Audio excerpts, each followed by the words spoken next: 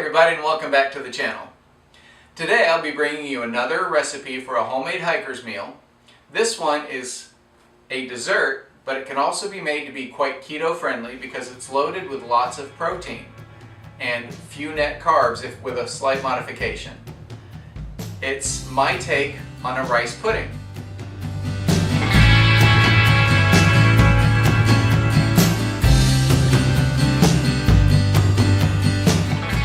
Please click like and subscribe to join my hiking family. Sometimes at the end of a long day, you just want something sweet rather than a full meal. So why not have both? So I've come up with a modification to a rice pudding recipe that'll give you lots of protein to rebuild after a hard day on the trail, but it'll also have some sweet flavor so you can have that reward at the end of the day. With a slight modification, it can be very keto friendly, and we'll get into that in a little bit. When I first started looking to get into doing a rice pudding, I knew I didn't want to use rice because I need things that will cook quickly in near boiling water that is cooling off after you put it into the bag. So I didn't want to use rice because it doesn't have much nutrition, and the quick cooking rice I don't like even when it's straight out of a pot. So at first I started looking into barley, and that didn't work because it doesn't hydrate quickly enough for the cooling temperatures of the water, and you wind up with much chewier barley than you'd like. So I started looking into it a little bit deeper, and again keeping in the mind nutrition more than just the bulk of the meal. What I came across was something that has a lot of protein, a lot of fiber, some fat, and it's very, very low in net carbs. And that is chia seed. As always, I start with my cut down 1 quart food saver bag, and I save the top for smaller portions of other things that I vacuum seal to carry on the trail.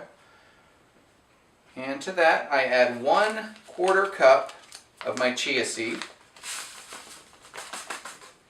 This stuff hydrates really nicely, adds quite a nice gel, so it's perfect for a pudding application.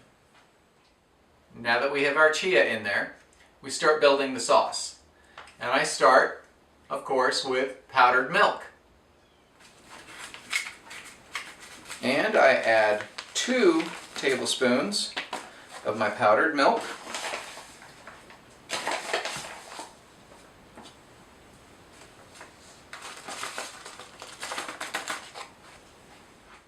Then for a little bit of fat and a richer flavor, I add powdered butter. This is also quite keto as well because it's got protein and fat. So you're getting some good energy out of this. And we do 1 tablespoon of that. And of course, there's no good dessert that doesn't come with a little bit of sweetness. So I add vanilla sugar because you want some vanilla in your pudding as well. If you're going keto, you're going to want to eliminate this and substitute instead with a powdered stevia if you want it sweet. Now I do 1/2 tablespoon of the vanilla sugar. And again, I went with the vanilla sugar because it brings the spice of the vanilla. So it adds some depth of flavor for a more enjoyable pudding.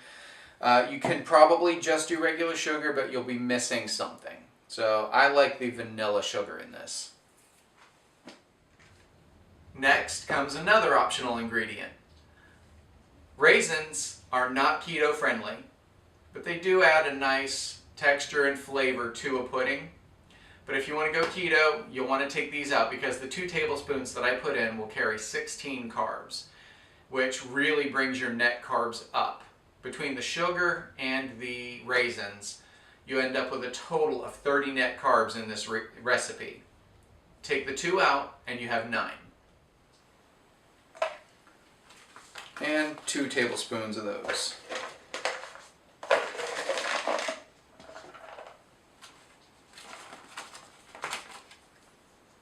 And that's it. And give it a little bit of shake.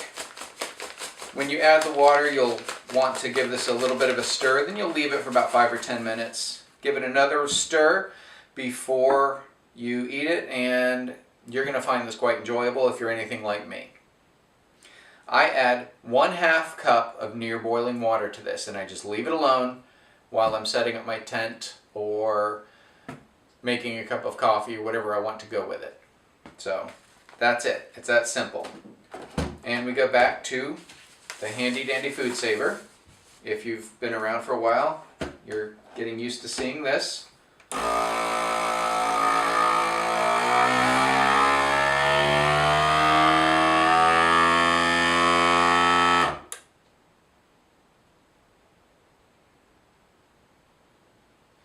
Now this thing is packed with protein. The chia has lots of protein in it. It has good amounts of fat.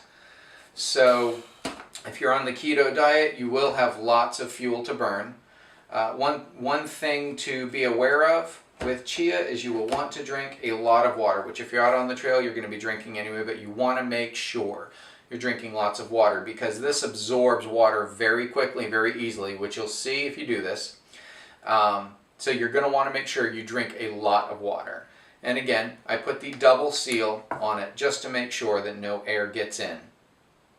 And once that's done, we have another meal, which, yes, it is just a dessert, but it has enough nutrition in it for hikers that it can be a meal. And you see, it folds down to a very small, compact, solid mass. So it's not going to be shifting around. It's not going to be taking up a lot of space in your pack. This is the reason I go with the food saver specifically over home camp meals, because it packs down so nicely. I can carry so much more in my pack or have a smaller, less full pack. So there you have it. There's a new recipe for another homemade hiker's meal. This one can be just a dessert or it can be an end-of-day meal. And as you saw, it can be keto friendly with only 9 net carbs with just a slight modification. Have you tried any of my homemade hiker's meals? What did you think? Did you make any modifications to them? Leave a comment below. If you have any questions or comments, please leave a comment or send me an email at trailnamemace@gmail.com. Thanks for watching, and we'll see you next time. Be sure to visit trailnamemace.com to find links to products I've reviewed. Thanks for watching, and keep hiking!